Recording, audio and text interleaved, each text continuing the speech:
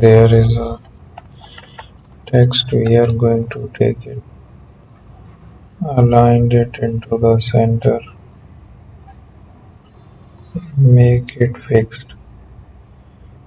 So there is a paint, we can use it. Also we will apply the changes, align it,